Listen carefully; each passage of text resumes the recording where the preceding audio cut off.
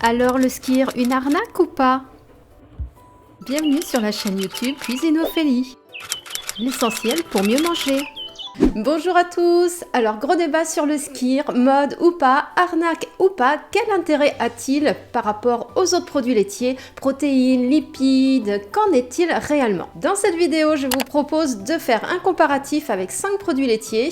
Alors le skyr, le yaourt, le fromage blanc, le petit suisse, la faisselle. On va détailler les calories, les protéines, les lipides et le prix au kilo. Mais avant de démarrer, je vous propose de vous abonner à la chaîne pour ne rien manquer, des publications chaque jeudi, des recettes à mettre en application ou encore des focus aliments comme celui-ci. Allez, c'est parti! Alors pourquoi le skyr est-il plébiscité par rapport aux autres produits laitiers tels que le yaourt, le fromage blanc ou encore la faisselle? Alors le skyr est un produit laitier, plutôt un lait fermenté d'origine islandaise qui ressemble assez en fait au yaourt mais d'une texture beaucoup plus épaisse. Anciennement, le skyr était fabriqué à partir de lait de brebis. Le skyr est assez riche en protéines et plutôt faible en matière grasse. Alors les personnes qui limitent leur consommation de viande, de poisson, celles qui vont rechercher une prise de masse ou encore les personnes qui sont dans une situation de perte de poids vont privilégier des apports en protéines au travers de produits laitiers mais plutôt faibles en matière grasse. Alors le prix au kilo en vaut-il la peine justement? C'est là la question. Faut-il privilégier le skyr? Je vous ai alors préparé un tableau comparatif que l'on va regarder sur mon ordinateur où on va analyser 5 produits laitiers, c'est-à-dire le yaourt, la faisselle, le fromage blanc, le petit suisse et bien évidemment le skyr. Le yaourt est un lait fermenté fabriqué généralement à partir de lait de vache, mais on le retrouve aussi à partir de lait de chèvre ou de lait de brebis. L'appellation yaourt est très réglementée. Tout d'abord, le fabricant doit utiliser absolument 2 bactéries bien spécifiques, le Lactobacillus bulgaricus associé à un Streptococcus thermophilus. De plus, dans cette réglementation, les bactéries doivent rester vivantes à raison de 10 millions par gramme de produit. Ces bactéries sont des probiotiques, donc le yaourt a encore plus sa place dans une alimentation équilibrée, il est absolument sain pour notre santé digestive. Le fabricant ou vous utiliserez 1 litre de lait pour fabriquer 1 kg de yaourt. Il n'y aura pas besoin d'ajouter de présure et encore moins de crème dans le produit. Et il n'y aura pas non plus d'égouttage. Sur les emballages, la valeur nutritionnelle est présentée pour 100 grammes. Mais nos pots de yaourt ont une contenance de 125 grammes, donc je vous ai ramené les valeurs nutritionnelles pour une quantité de 125 grammes. Donc ici, j'ai choisi un yaourt au lait entier de vache. Pour 125 grammes de produit, nous aurons donc 80 calories, 4,25 grammes de protéines, 4,5 grammes de lipides et 150 mg de calcium. Les prix au kilo varient, en tout cas dans mon magasin, entre 1,13 € et 2,82 € pour des yaourts au lait entier. Vous pouvez aussi réaliser vos yaourts maison. Suivez ma recette comment réussir des yaourts bien fermes. Le lien est en description, c'est hyper simple. Le fromage blanc fait partie de la famille des fromages frais comme la faisselle ou encore le petit suisse. Le fromage blanc est fabriqué à partir de lait de vache en général, mais on le retrouve aussi en lait de chèvre ou encore au lait de brebis. Le fromage blanc est donc fabriqué à partir de lait, de ferments lactiques qui sont différents du yaourt, de présure et éventuellement d'un ajout de crème. En effet, les fabricants peuvent au préalable écrémer le lait et après fermentation, le caillé sera alors égoutté et selon la teneur en matière grasse attendue, le fabricant rajoutera alors de la crème. Il faudra à peu près 2 litres de lait pour obtenir environ 1 kg de fromage blanc. Ici, j'ai choisi de vous présenter un fromage blanc au lait de vache demi-écrémé à 3%. On retrouve effectivement des versions à 0% et bien entendu au-delà de 3,7% aussi. Mon fromage blanc contient donc pour 100 g de produit 69 calories, 6,4 g de protéines, soit 50% de plus que mon yaourt quand même, et 3 g de lipides. Et on verra par rapport au skyr un petit peu après ce qu'il en est. Le fromage blanc a un effet satiétogène très intéressant. La satiété, je vous rappelle, c'est le temps de non-faim. Le prix au kilo du fromage blanc évolue entre 1,83 € le kilo et 3,48 € en tout cas dans mon magasin. En tout cas pour la version au lait de vache, ça en fait une excellente alternative. Vous pouvez aussi réaliser votre propre fromage blanc maison. Je vous laisse alors regarder la vidéo comment fabriquer du fromage blanc maison sur la chaîne. Vous trouverez également le lien en description. La faisselle est également un fromage frais, tout comme le fromage blanc ou le petit suisse. Elle est elle aussi fabriquée à partir de lait de vache, mais aussi on retrouve au lait de chèvre ou au lait de brebis. On utilisera des ferments lactiques, un petit peu comme le fromage blanc, et puis aussi de la présure. Mais son nom, elle le tient de son récipient perforé pour l'égouttage. Et oui, ça s'appelle une faisselle, et donc le produit que l'on mange s'appelle une faisselle. Il faudra environ 2,5 litres à 3 litres de lait pour produire 1 kg de faisselle. Alors ici, je vous présente sur mon tableau une faisselle, et pour 100 g de produit, nous aurons 76 calories, comme mon yaourt, 4,3 g de protéines, comme mon yaourt aussi, et 4,5 g de lipides, pareil encore que mon yaourt. La différence en fait va se tenir dans la saveur, dans la texture, car les bactéries lactiques utilisées ne sont pas du tout les mêmes. Dans le yaourt, souvenez-vous, je vous ai parlé de 2 types de bactéries. Elles sont aussi des bactéries que l'on appelle thermophiles, c'est-à-dire qu'elles se développent encore plus dans une température autour de 40 degrés.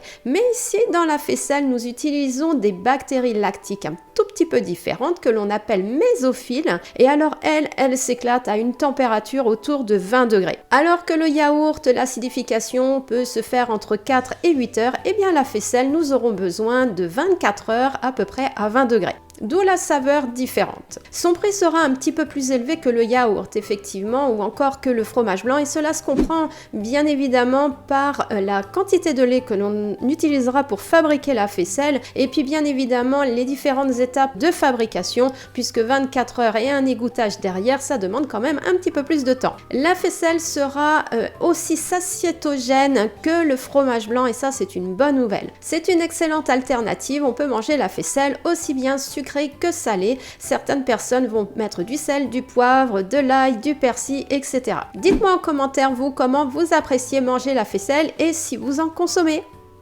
Le petit suisse est un fromage frais lui aussi et il est originaire de Normandie. Il est réglementé, il doit être fabriqué uniquement à partir de lait de vache et il est aussi enrichi en crème. Donc du lait de vache, des ferments lactiques, de la présure et après coagulation, eh bien, le fabricant va rajouter de la crème. Chaque petit suisse est aussi traditionnellement conditionné dans un petit pot cylindrique de 60 g et entouré de son papier. Alors il sera difficile de n'en manger qu'un seul de 60 g, on va en consommer 2. Du coup, je vous présente sur mon tableau les valeurs nutritionnelles pour 2 petits suisses. Nous avons alors 10,8 g de protéines, ce qui est excellent. Nous avons par contre 11 g de lipides pour un apport de 158 calories et là ça commence à faire un petit peu beaucoup. C'est le plus riche de nos 5 produits laitiers aujourd'hui que nous étudions. Seule la version à 0% se rapprochera du skyr avec toujours 9-10 g de protéines mais pour presque 0% de lipides. Mais dans ce cas, le produit va perdre son appellation petit suisse et il devient et reste toujours un fromage frais classique, ni plus ni moins, même s'il est emballé dans un petit pot cylindrique avec son papier. Son prix reste toujours très attractif, entre 2,20 € le kilo et 4,95 € que j'ai pu retrouver dans mon magasin. Alors de temps en temps, c'est très bien, ça reste une option qualitative, mais il conviendra quand même de varier ses produits laitiers. Et jamais d'interdit. Le skyr. Alors nous arrivons maintenant sur le skyr. Le skyr est un lait fermenté qui ressemble fortement au yaourt. Il sera fabriqué plutôt à partir d'un lait écrémé et il sera ensuite égoutté. Alors anciennement, le skyr était fabriqué à partir d'un lait de brebis, mais aujourd'hui on retrouve des variantes à partir de lait de vache. Étant donné qu'il est égoutté, sa fabrication va demander environ 4 litres de lait pour obtenir 1 kg de skyr. Donc le skyr ressemble énormément au yaourt. Le fabricant va utiliser des bactéries lactiques dites thermophiles. Ce ne sera pas tout à fait les mêmes que le yaourt, mais de la même famille. Le fabricant n'utilisera pas de présure, il partira plutôt sur un lait écrémé et au besoin, selon la teneur en matière grasse attendue, il rajoutera alors de la crème. C'est pourquoi vous retrouverez alors des skyrs à 0% et d'autres à 2% de matière grasse. Étant donné que c'est un lait fermenté, le skyr s'apparente à la famille des probiotiques et offre des bénéfices santé. N'oublions pas que le lait de brebis aussi contient beaucoup plus de calcium que le lait de vache. C'est donc un atout. Alors ici, mon skyr est fabriqué à partir de lait de brebis, bien sûr. C'est un produit qui contient 2% de matière grasse et ça, c'est excellent. Donc 100 g de skyr à 2% va contenir ici 77 calories, comme mon yaourt et ma faisselle, 9,2 g de protéines, un peu moins que 2 petits suisses, mais par contre 2 fois plus que le yaourt et la faisselle. Et là, c'est particulièrement intéressant. Et nous nous retrouvons avec seulement 2,5 g de lipides. Alors son prix varie entre 3,95 € le kilo et 8,27 € le kilo dans mon magasin. Effectivement, c'est 2 à 4 fois plus cher que le yaourt, le fromage blanc, la faisselle, et ça, ce n'est pas anodin. Cependant, cette différence peut quand même s'expliquer par la quantité de lait nécessaire, le fait avant tout que ce soit un lait de brebis, puisque le lait de brebis à la base est beaucoup plus cher qu'un lait de vache, et puis compte tenu de son process de fabrication, puisque nous avons une fermentation, un égouttage et éventuellement un enrichissement en crème. Alors si vous achetez un skyr à 8 € le kilo, eh bien assurez-vous avant tout qu'il soit fabriqué à partir d'un lait de brebis. Alors pour conclure, eh bien le skyr est 2 à 4 fois plus cher que les 4 autres produits laitiers que nous avons étudiés. Le skyr contient aussi beaucoup plus de protéines que tous les autres produits laitiers, 1,5 fois de plus que le fromage blanc et 2 fois de plus que le yaourt ou la faisselle quand même. Par contre, 10% de moins que le petit suisse. Le skyr contient beaucoup moins de lipides que les autres produits laitiers, surtout le petit suisse, nous l'avons vu. Le fromage blanc, le petit suisse et la faisselle sont tout autant satiétogènes que le skyr. Alors le skyr, arnaque ou pas? Intérêt ou pas? Et faut-il le privilégier par rapport à notre produit laitier ou pas? Alors bien que le skyr soit plus cher que le yaourt, le fromage blanc ou le petit suisse, eh bien son coût peut être justifié par l'utilisation de lait de brebis. En effet, le lait de brebis est beaucoup plus cher que le lait de vache. De plus, les avantages nutritionnels du skyr, ces avantages nutritionnels spécifiques comme une teneur élevée en protéines par rapport à une teneur en matière grasse plutôt faible, mais aussi la présence de bactéries vivantes dans le produit fini, tout cela peut expliquer un prix plus élevé.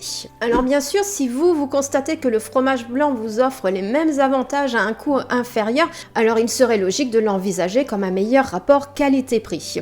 Par exemple, pour obtenir une teneur en protéines similaire à celle du skyr, vous pouvez consommer 150 g de fromage blanc à 3%, et si vous voulez jouer sur les lipides, eh bien vous pouvez alors favoriser un fromage blanc à 0%. Le goût restera malgré tout quand même un peu différent. Pour sûr, si vous choisissez un skyr au lait de vache plutôt qu'au lait de brebis, eh bien assurez-vous alors que le prix tourne plutôt autour de 3,90 € ou 4 € le kilo, comme n'importe quel fromage blanc, petit suisse ou faisselle. Donc en soi, le skyr n'est pas une arnaque, même si son prix est un petit peu plus élevé que les autres produits laitiers. Et puis il convient aussi de varier les sources de produits laitiers, comme le yaourt, la faisselle, le skyr, le fromage blanc ou d'autres fromages frais, car cela restera toujours une approche équilibrée pour diversifier les nutriments et profiter des avantages spécifiques de chacun. Donc restez simplement vigilant à ce que vous achetez et à ce qui peut ressembler à un skyr. J'ai acheté d'ailleurs un skyr au lait de vache et au lait de brebis, et l'on peut voir à l'image que la texture est complètement différente. Le skyr au lait de brebis est beaucoup plus épais, on voit bien que c'est un produit égoutté. En revanche, regardez ce pot de skyr au lait de vache, quand je mets la cuillère dedans, eh bien nous avons un produit presque liquide, en tout cas qui ressemble beaucoup plus à un yaourt, et là à la limite même pas égoutté.